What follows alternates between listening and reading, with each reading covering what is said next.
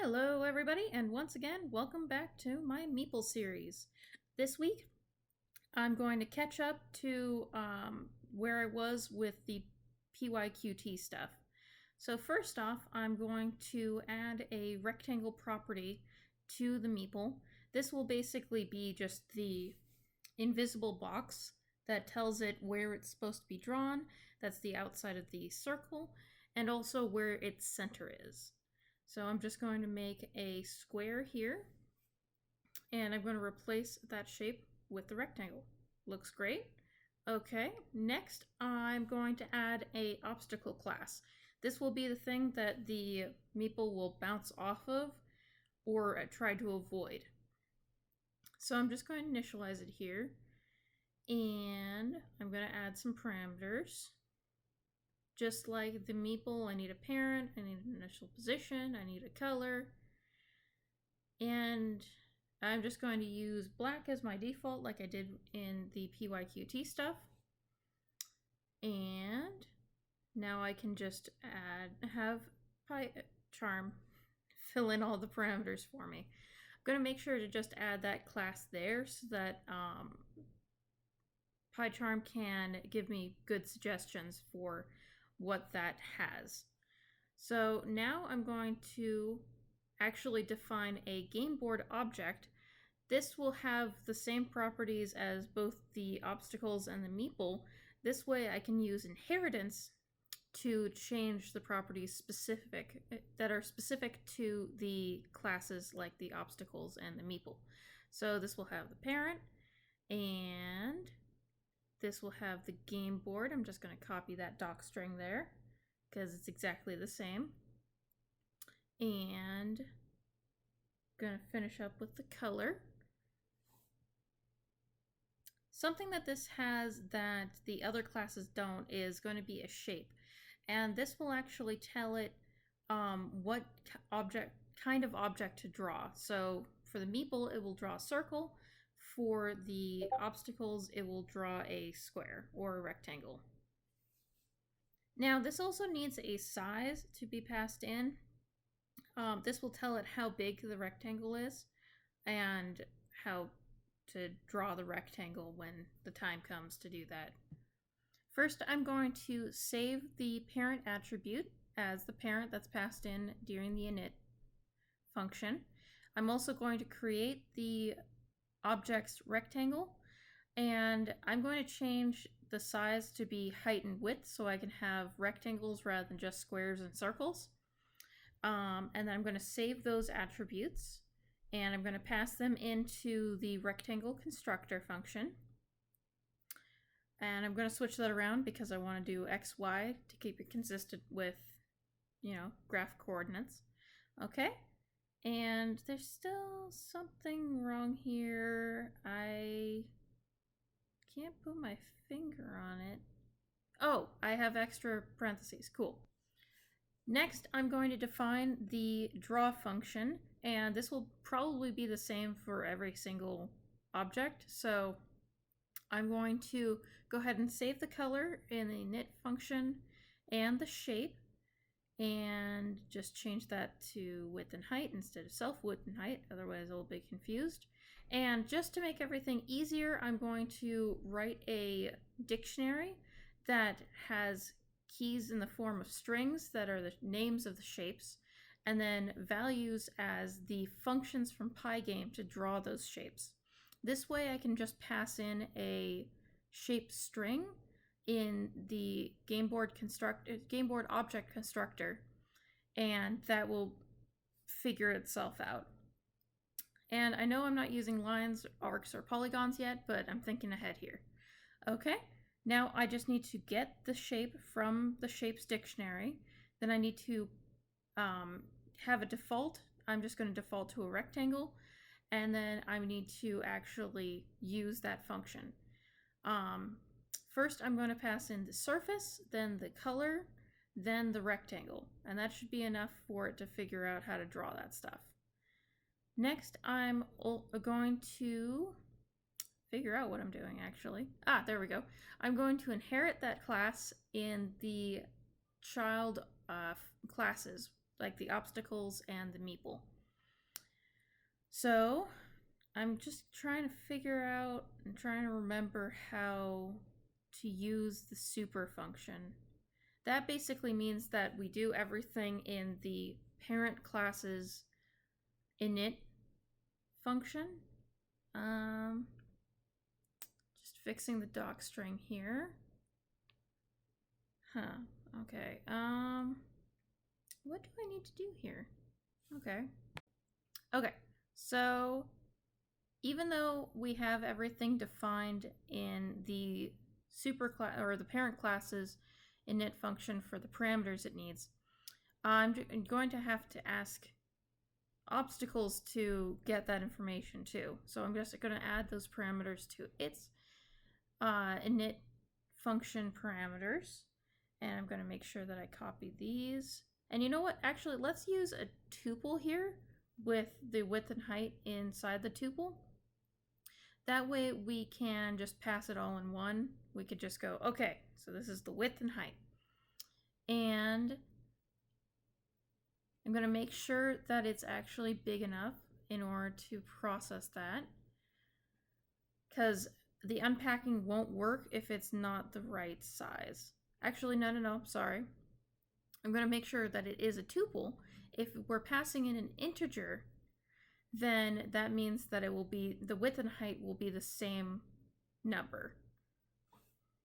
This will be the case for things like squares, but with rectangles, we need to pass in both the width and the height.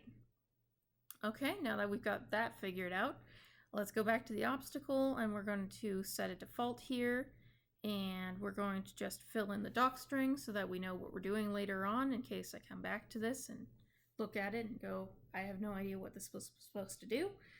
And just going to describe the color there, put in the width and the height, make sure that everything matches up. Looks good, looks good. Okay, I'm also going to pass in a default shape because we don't need to actually ask for this because the obstacles will always be the same shape as each other. So let's fix this for the meeple. We're going to inherit the game board object here. We're going to pass in a single value of 20 for the width and the height because they won't be varying sizes at all. And we know that they will always be an ellipse. I guess I could use a circle, but this seems fine. And it still works, which is always great when you're coding and completely refactoring everything. Now I did notice some problems with the functions that add the meeple and the obstacles, and it turns out I haven't actually updated them to the new classes, so let's go ahead and do that. And we're just going to add the width and height, and we're going to add that to the parameters there, and if we don't have them, we'll randomly select something. And we'll just go with, how about between 0 and 40 and 0 and 40. Let's see what happens. There's nothing there. That's odd. Okay, let's figure out what's going on. Oh, we're not actually drawing them. Duh. Okay. So let's go ahead and draw the obstacles before the meeple. And there you go. There's a tiny little rectangle. Now let's go ahead and add some movement to these meeples. We're also going to add a function for updating them. So when the update happens, we're going to figure out where they're moving. And we also want to figure out if they hit any obstacles. And if they do, we do something about that. So let's see here. If the rectangle collides with the rectangle, the obstacles rectangle, and we're going to loop through all of the obstacles, we're going to change the direction by the opposite of where they're going right now. And it's moving, it's moving. There we go. We got a bounce. Wonderful. And it didn't slow down our frame rate, which is even better. Okay, now let's go ahead and do a check for whether or not it's at the edge of the game board surface. So if it's at any of the edges, we're going to just bounce it backwards. Let me just figure out these conditionals real quick. Okay, okay. And let's just make it look a little bit prettier. And we're just going to reflect. And reflect is just that -1 thing. It's moving pretty slowly, but there's that. Come on. Come on. Almost there. Let's see if this breaks. And...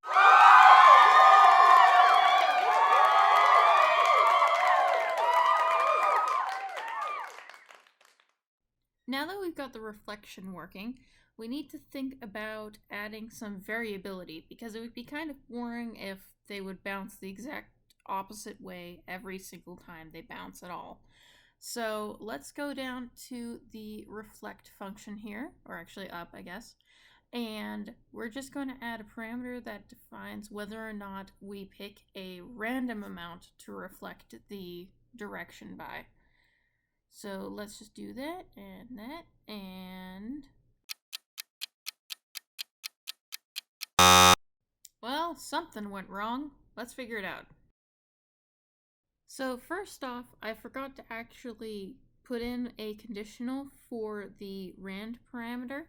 This just tells it whether or not to multiply the -1 by a random number or by just 1. Okay, so it looks like it's not crashing now. This is probably because that rand parameter defaults to false, so I'm never actually using the random number. So here I got a little tired of how slow I was moving, so I was trying to figure out how to fix that, and now it's moving like something that's really fast that I can't think of right now. So that will make the testing of the bounce pretty quick, and let's get back to the code. So here I'm going to pass in true for that parameter so that I can check whether or not it crashes when it hits an obstacle, which it did. But here I'm actually printing out the stuff, and I realized that it doesn't like the non-integer numbers. So I'm going to go ahead and round these, and I'm going to take the minimum of them, which is -1. And that kind of looks right, but it looks like it's going in the same direction every single time. So it's basically not actually taking in that parameter. If you look at the terminal there, you can see that I'm printing out the vector, and it's never actually changing magnitude, it's only ever changing direction. So let's go ahead and do this, and I'm just going to round them after every time, and it's still crashing, so obviously that wasn't actually the problem. And let's go ahead and print them out. And if we look at them, it's 0. Well, that explains why it's not moving then. To combat this, I'm going to go ahead and just add 0.1 to both of them so that if it does reach a random number of 0, then it still actually has some kind of magnitude. So I'm just going to do that there, and I'm going to do that there. And where's my circle? Okay, that wasn't the problem then. Let's go back. I'm just going to take that away, and I'm going to try rotating the angle instead of actually reflecting. So I'm going to pick a random integer between 30 degrees and 180. And that looks better. It's kind of disappearing occasionally and going into the obstacle, but it's not crashing, so progress. So after a bit of tweaking, I got this. Now, it's not perfect because they do kind of get stuck on the edges sometimes, or they go flying off into infinity, but there's a lot of meeple on there, and they are going in different directions with each bounce. So, yeah, progress. And also the frame rate isn't crashing like it was with PYQT stuff. Well, I hope you guys enjoyed this video. If you did, give it a thumbs up. And if you have any suggestions for other videos I can do with these guys, go ahead and leave that in the comments below. Thank you.